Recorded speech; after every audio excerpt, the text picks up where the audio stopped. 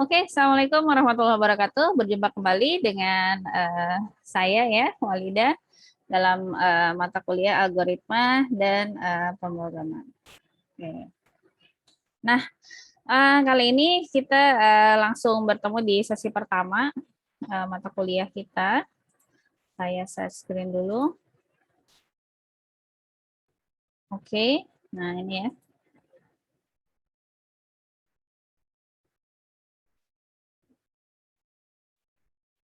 Bentar. Oke, saya share-nya. Oke.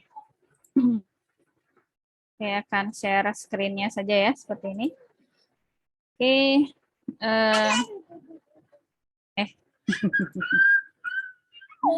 Mohon maaf, kita ulang ya. Oke. Nah, ini. Jadi mata kuliah kita yaitu pengantar algoritma dan pemrograman. Nah, di sini program studi yang adik-adik ikuti adalah sistem informasi ya pastinya di Fakultas Sains dan Teknologi. Oke. Nah, kita bahas dulu sedikit. Nah, untuk mata kuliah ini nanti pertemuan kita di pertemuan di e-learning gitu ya, itu ada 8 sesi. Kemudian nanti adik-adik ada tugas gitu ya di sesi ketiga, 5, dan 7. Nah, selain itu di setiap sesi adik-adik kita ada forum diskusi. Nah, di diskusi ini adik-adik diminta untuk menjawab atau mengemukakan pendapat gitu ya yang telah terkait dengan pernyataan yang atau pertanyaan yang diminta gitu yang dikemukakan di sana. Jadi nanti bentuk jawabannya berupa komentar sesuai dengan yang teman-teman adik-adik atau teman-teman ya enaknya ya. Sesuai dengan yang apa aja lah ya. Sesuai dengan apa yang teman-teman tahu gitu ya. Misalkan teman-teman membaca di suatu artikel, misalkan algoritma adalah bla bla bla bla apa gitu ya. Nah, itu teman-teman boleh masukkan sebagai jawaban diskusi. Nah, namun alangkah lebih baik jika dilakukan parafrase gitu ya. Parafrase itu apa? Parafrase itu adalah mengubah kalimatnya gitu. Jadi menjadi bahasa teman-teman sendiri gitu. Jadi tidak langsung di copy terus di paste gitu ya. Nah, tidak seperti itu. Kemudian saya harapkan di sini ketika menjawab forum diskusi, kalau teman-teman ada rujukan atau hasil bahan bacaan gitu ya dari jawaban teman-teman, jadi semacam apa daftar pustaka gitu ya, sumber dari apa yang teman-teman tuliskan itu teman-teman tuliskan juga, misalnya sumbernya dari website yang mana gitu atau sumbernya dari buku mana. Tapi harapannya itu tidak di copy paste mentah-mentah gitu ya. Tidak di copy paste mentah-mentah, tapi teman-teman sadur kembali gitu ya. Jadi diringkas jawabannya menurut apa yang teman-teman pahami gitu. Jadi setelah dibaca, setelah dicari gitu ya, setelah browsing, oh ini seperti ini harusnya. Nah, itu berarti itulah yang ditulis gitu ya. Oke, kemudian kita lihat lagi slide-nya. Mata kuliah inti nah oke, jadi algoritma dan pemrograman ini selain mata kuliah dasar, dia juga merupakan inti di program studi sistem informasi gitu ya. Nah, dia di sini intinya bagaimana teman-teman bisa merepresentasikan algoritma dalam bentuk flowchart dan pseudocode. Kemudian bahasa programan. Nah, jadi ini sebetulnya luas ya. Kita bisa menggunakan bahasa programan macam-macam. Hanya saja di mata kuliah ini kita akan menggunakan ya bahasa programan Java gitu ya. Nah, sebetulnya barangkali teman-teman pernah ada yang dengar Python. Nah, itu yang biasanya saya gunakan ya. Namun karena di sini kita diminta menggunakan Java, kita akan gunakan Java. Nah, toolsnya kita gunakan apa? Toolsnya mungkin kita bisa gunakan ini ya, IDE untuk membuat kode programnya. Untuk Java ini bisa ada yang offline, ada juga yang online. Mungkin yang offline teman-teman pernah dengan yang harus diinstal ya, maksudnya yang offline itu. Yang harus diinstal seperti NetBeans gitu ya. atau mungkin Eclipse ya dan lainnya. Saya kira masih banyak, bisa di browsing aja. Kemudian untuk yang online saya pernah lihat juga ada JDoodle ya, atau mungkin ada rekomendasi yang lain, dipersilakan. Intinya yang kira-kira teman-teman nyaman aja untuk gunakan gitu ya. Dan juga tentunya harus yang bisa apa namanya, yang cocok gitu ya, yang cocok dengan komputer yang dimiliki oleh teman-teman semua. Lalu bobot mata kuliah, oke di sini bobotnya 3 SKS, jadi lumayan ya teman-teman kalau misalkan teman-teman dapat nilai A, berarti A itu kan poinnya 4 kali 3 SKS, jadi nanti dari mata kuliah ini akan menyumbang 12 gitu ya. Lalu mata kuliah ini memiliki praktikum. Nah, praktikum tadi berupa tugas ya.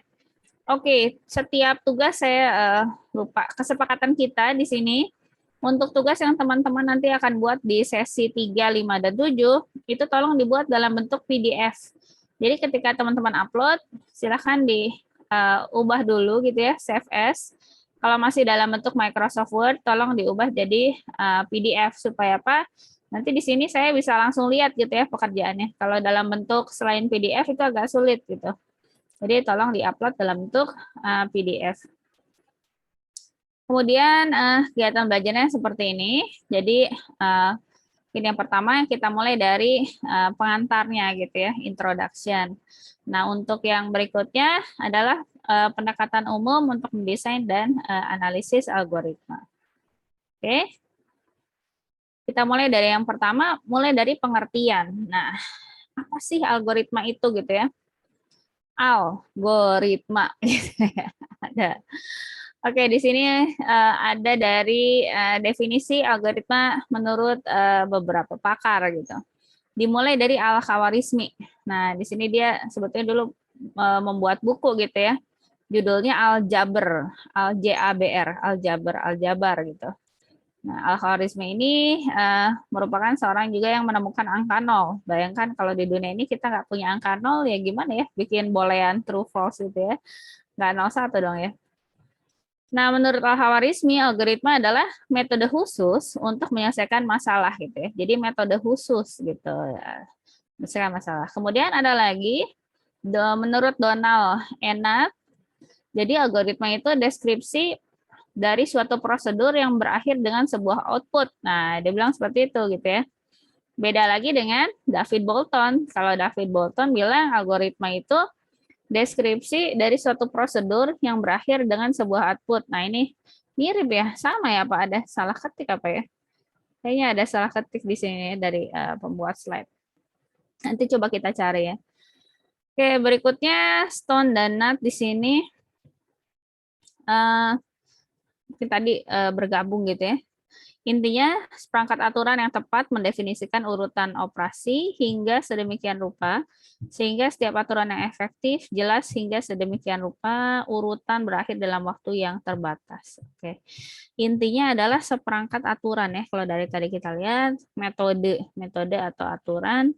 Kemudian definisi berikutnya menurut Andreyevich Markov, hal umum untuk dipahami katanya sebagai suatu keputusan tepat untuk mendefinisikan proses komputasi yang mengarahkan dari data awal hingga hasil yang diinginkan. Nah, di sini jadi kesimpulannya dari beberapa pakar itu kita bisa ambil bahwa algoritma itu upaya dengan urutan operasi yang disusun secara logis dan sistematis untuk menyelesaikan masalah. Tentunya dia nanti output-nya itu adalah solusi dari masalah.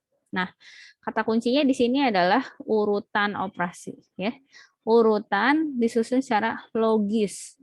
Jadi penyelesaian suatu masalah harus disusun logis dulu dan sistematis, ya, supaya dapat output-nya gitu, atau dapat solusi. Nah, contohnya gini, misalkan kita mau ke Bogor gitu ya. Ya UT kan ada yang di Bogor, ada yang di Pondok Cabe ya kalau di Pulau Jawa itu. Nah, di sini untuk ke Bogor misalkan dari suatu kota yang lain, kita bisa naik kereta, naik taksi atau naik angkot gitu ya. Jadi ada beberapa cara. Nah, naik kereta, naik taksi atau naik angkot. Oke. Nah, di sini kenapa kita menggunakan algoritma? Oke. Bisa ada 3 cara. Nah, kita mau naik yang mana? Ya terserah, tergantung. Tentunya masing-masing cara tadi ada kelebihan dan ada kekurangannya. Misalkan naik kereta, dia waktu gitu ya. Tentunya tidak akan jauh meleset karena ada keberangkatan dan waktu datang biasanya kalau kereta itu udah teratur gitu ya. Nggak mungkin kereta macet ya, kecuali kalau ada gangguan listrik gitu. Oke, kemudian naik taksi. Nah, naik taksi ini tentunya bisa lebih nyaman, tapi harga bisa lebih mahal. Kemudian apa? Kemudian ya bisa lewat tol misalkan gitu ya. Kalau kita dari Jakarta mau ke Bogor gitu. Kemudian yang terakhir bisa juga naik angkot. Nah, naik angkot ini ya bisa lebih murah, tapi tentunya tidak satu kali naik angkot, harus beberapa kali naik angkot gitu ya supaya nyampe Bogor. Lalu mungkin ya agak berdesak-desakan, ya karena itu dia jadi lebih murah gitu ya, kurang nyaman. Nah, udah ada 3 cara nih untuk kita menuju ke Bogor. Tinggal kitanya aja mau pakai cara yang mana. Nah, di sini algoritma untuk menyelesaikan suatu masalah itu tentunya bergantung dengan keterampilan yang dimiliki kita masing-masing gitu ya, keterampilannya. Jadi ya bisa jadi ada yang sebetulnya masalahnya selesai, solusinya ketemu, tapi mungkin jalannya agak panjang gitu. Ada juga yang dia sangat singkat gitu ya, penyelesaiannya sangat singkat, tapi apa ya sama solusi yang dihasilkan sama dengan yang tadi. Jadi bisa beda-beda. Makanya disebut ya keterampilan itu ya. Nah, di sini alasan berikutnya kenapa kita pakai algoritma. Yang pertama dia efisien gitu ya. Kemudian abstraksi dan reusability. Nah, di sini kita bisa lihat.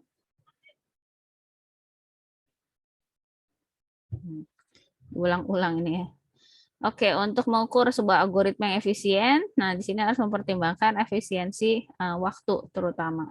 Karena di kita ya tentu saja kita kalau cari solusi gitu ya atau melakukan perhitungan di komputer kita maunya waktu yang cepat gitu. Kemudian abstraksi, kelebihan dari algoritma mampu memperlihatkan sebuah permasalahan yang tingkat kerumitannya besar dapat diurai menjadi mudah dan sederhana. Itu tadi. Lalu yang ketiga adalah reusability. Nah, di sini algoritma merupakan metode. Jadi dia itu metode, langkah, tahapan. Jadi algoritma itu bukan program yang bersandar pada bahasa pemrograman tertentu. Nah, di sini bahasa pemrogramannya tadi bisa bebas sehingga memang ya tergantung gitu ya untuk menggunakan yang mana. Namun di sini kita untuk mata kuliah ini kita sepakat dengan Java gitu. Nah, di sini ada pengertian program dan bahasa programan. Apa itu gitu ya? Program, satu set instruksi yang berkode dapat dimengerti oleh komputer. Nah, dia itu tadi, tapi program ini tentunya karena kalau kita mau berkomunikasi dengan komputer, maka aturan ini haruslah instruksi yang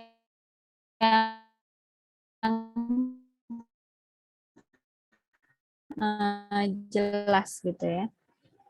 Yang termasuk ada sistem operasi, lalu ada juga program aplikasi. Oke, sistem operasi misalnya apa? Mungkin teman-teman bisa cek ya di komputer masing-masing menggunakan apa nih? Oh, saya menggunakan Windows gitu ya.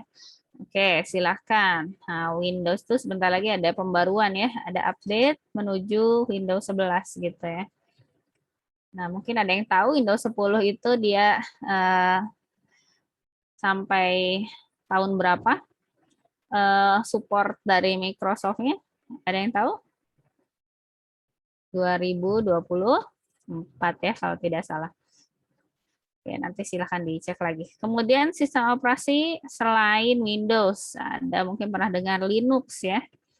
Linux ini open source, tapi nah ini mungkin ada yang kadang salah kaprah gitu ya. Ada yang mengartikan bahwa software atau program open source itu adalah program yang gratis, aplikasi yang gratis. Sebetulnya tidak semua open source itu gratis, ada juga yang berbayar ya. Nah, kebetulan yang Linux ini dia ya ada yang gratis gitu ya, termasuk yang gratis open source. Bedanya apa open source dan tidak open source gitu ya, closed source gitu ya. Yang open source ini ya kodenya bisa diotak-atik gitu ya oleh penggunanya gitu. Seperti itu. Kemudian ada macOS ya. Lalu ada FreeBSD, misalkan contohnya Red Hat. Ini Red Hat sebetulnya masuk Linux juga sih ya. Mungkin bagian Linux ada Ubuntu, lalu ada Blank-On, lalu ada masih banyak kayaknya ya. Garuda OS juga ada tuh buatan anak bangsa. Kemudian ada Solaris ya, Sun Cobalt, dan mungkin masih banyak lagi yang lainnya yang belum tertulis di slide ini.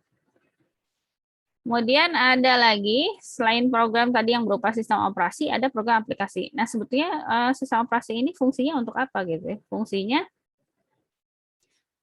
salah satunya tentu untuk apa? Menempelkan program aplikasi. Jadi program aplikasi yang di bawah ini, dia itu bisa ditempelkan ke komputer, bisa dipasangkan, kalau si komputer tadi sudah punya sistem operasi. Kalau tidak ada sistem operasi, ya ini nggak bisa masuk gitu ya, yang program aplikasi ini. Oke, yang di sini yang dicontohkan program aplikasi ada apa nih, Firefox gitu ya, kemudian apa nih, Photoshop, Paint, Internet Explorer, Microsoft Word, dan lain-lain gitu ya. Flash Player ini sudah tidak didukung ya, Flash itu. Kalau sudah tidak didukung, tidak ada supportnya, agak susah kita gunakan sebetulnya. Nah, tadi sistem operasi ya.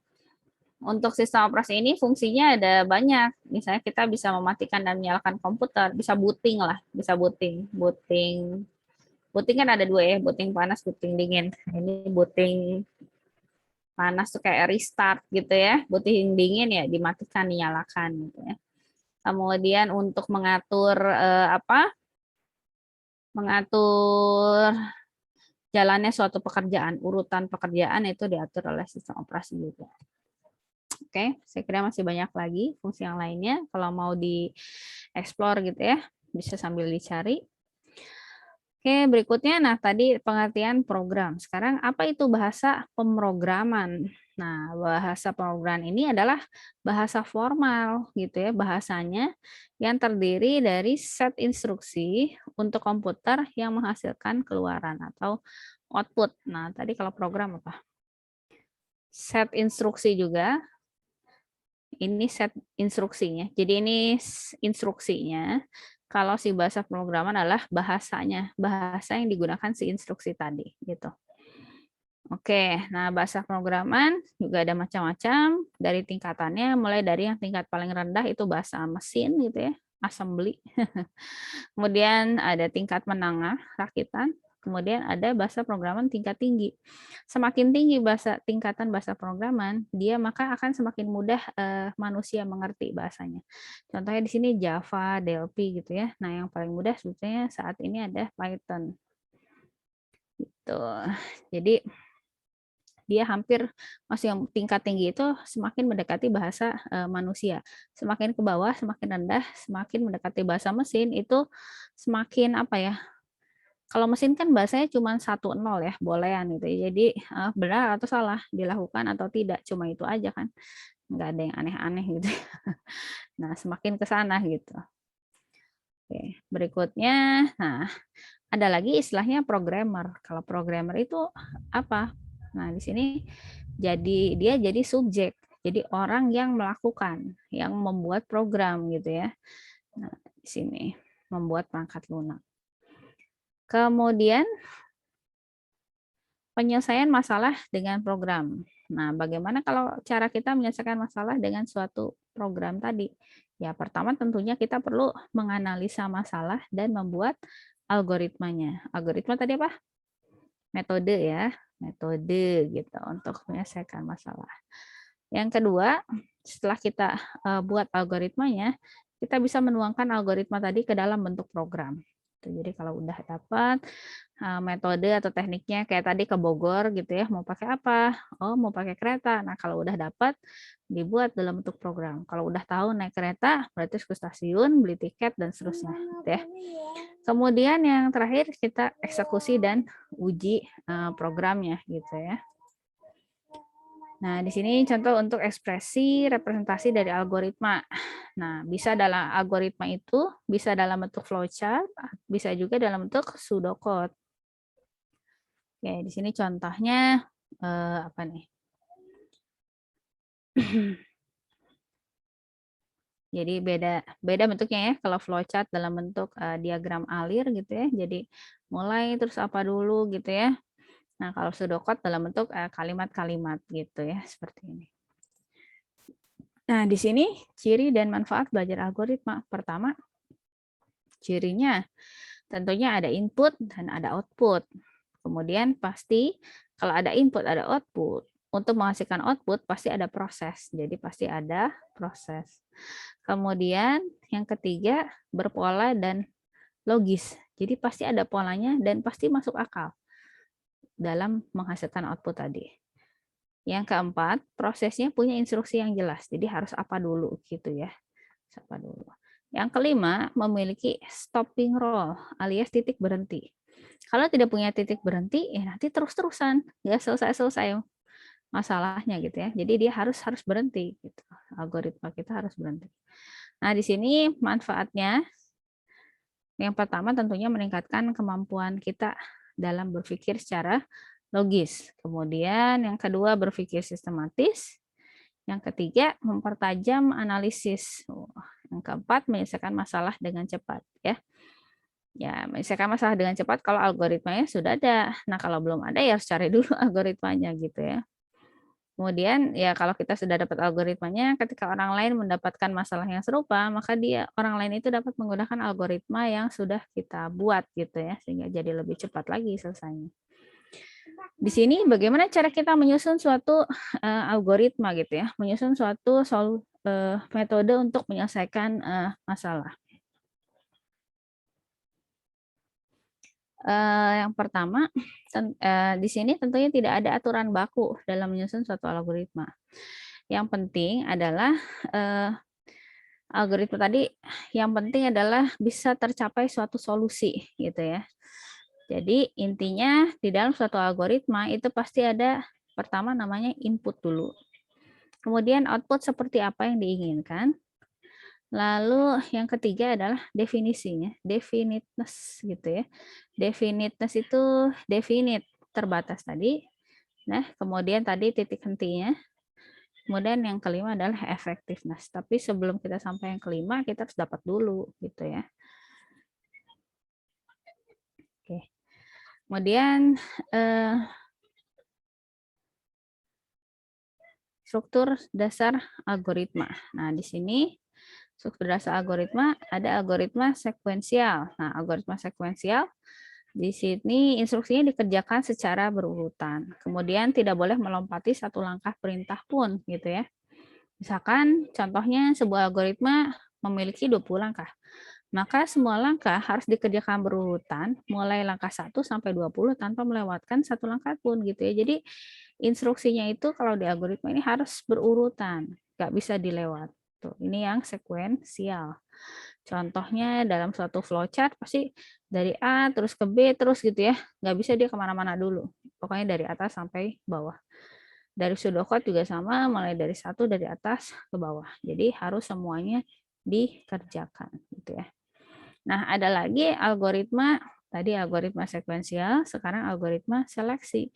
Nah, algoritma seleksi ini digunakan apabila menemukan atau kita memiliki kasus dua atau lebih alternatif penyelesaian atau keputusan. Jadi untuk menyelesaikan keputusan ternyata ada beberapa cara, mau pakai yang mana. Ini dengan seleksi gitu ya. Nah, contohnya kalau dalam bentuk flowchart misalkan di sini program untuk membaca usia gitu ya. Jadi kalau baca usianya, kalau lebih dari satu, maaf, lebih dari 17, lebih dari 17 enggak? Iya, oke, kalau iya silahkan print gitu ya. Oh ini flowchart apa namanya? Program untuk boleh atau tidak menonton gitu ya. Kalau usianya kurang dari 17, maka berarti di sini kan jawaban pilihan tidak. Kalau tidak berarti print tidak boleh menonton. Nah, ini termasuk dalam algoritma seleksi. Jadi ada pilihan gitu ya. Nah, dalam bentuk pseudocode ini, jika usia lebih dari 17, then atau maka, cetak. Else lainnya, cetak lagi, Anda tidak boleh menonton. Selesai. Kemudian yang ketiga, tadi ada apa? Yang pertama sekuensial, yang kedua seleksi, yang ketiga ini adalah perulangan. Nah, di sini ini didasarkan pada kegiatan atau hal di dunia yang dilakukan secara berulang-ulang. Contohnya mandi tiap hari, misalnya ya, makan sehari 3 kali gitu ya, menjemur dan lain-lain. Nah, di sini dalam dunia algoritma banyak juga hal yang harus kita lakukan secara berulang untuk mencapai suatu tujuan. Oke, contohnya misalkan seperti ini. Diinisiasi suatu variabel, A-nya mulai dari 0, B-nya 100, A adalah A tambah 1. Jadi nilai A ini diubah dari A tambah 1, di-assign ke A gitu ya. Nah, di sini diuji, udah lebih dari B belum? Oh, belum. Kalau belum, cetak A, terus balik lagi dia, tambah lagi 1 gitu ya. Pertama A-nya 0, 0 tambah 1, 1, masukin ke A. Sekarang A-nya jadi 1, A-nya 1. Di sini 1 lebih besar dari B enggak? B-nya berapa tadi? 100. 1 lebih besar dari 100? Tidak. Kalau tidak, cetak A. A-nya 1, masukin lagi ke sini. Berarti sekarang A-nya 1. 1 tambah 1 jadi 2. 2 masuk ke dalam A. Berarti sekarang A-nya 2. 2 lebih besar dari B enggak? Enggak, belum. Karena B-nya 100. Tidak kan? Kalau tidak berarti ke bawah. Nah, terus dia akan lakukan terus. Jadi nanti yang dicetak berapa? 1 gitu ya, 2, 3, 4, 5, dan seterusnya sampai pas berapa nih? Pas A-nya 99. 99 tambah 1, 100. 100 lebih dari 100 enggak? Belum ya, kan enggak pakai sama dengan. Berarti masih terus. 100 tambah 1, A-nya jadi 101. Nah, ketika A-nya 101 lebih besar dari 100 kan? Nah, maka algoritma, oh iya, lebih besar dari 100, iya. Berarti milih yang sini. Jadi ini ya sekuensial juga gitu ya. Ya, baru selesai. Berarti dia berhenti gitu ya. Seperti itu kira-kira. Nah, kalau dibuat dalam bahasa pseudocode, kalau dibuat dalam bentuk pseudocode, maka mulai kemudian kita deklarasikan variabel tadi A-nya 100, B-nya maaf A-nya 0, B-nya 100, lalu tadi dimasukkan ya, ini assign nilai. Nilai A itu merupakan A tambah 1, masuk gitu ya. Nah, kemudian else cetak A, kemudian ke langkah 4 selesai. Seperti itu. Oke. Saya kira untuk sesi pertama sampai ke tadi ya, untuk algoritma dulu, silahkan dipelajari kembali, dibaca-baca lagi sumber-sumber yang lainnya. Semoga bermanfaat. Selamat belajar. Assalamualaikum warahmatullahi wabarakatuh.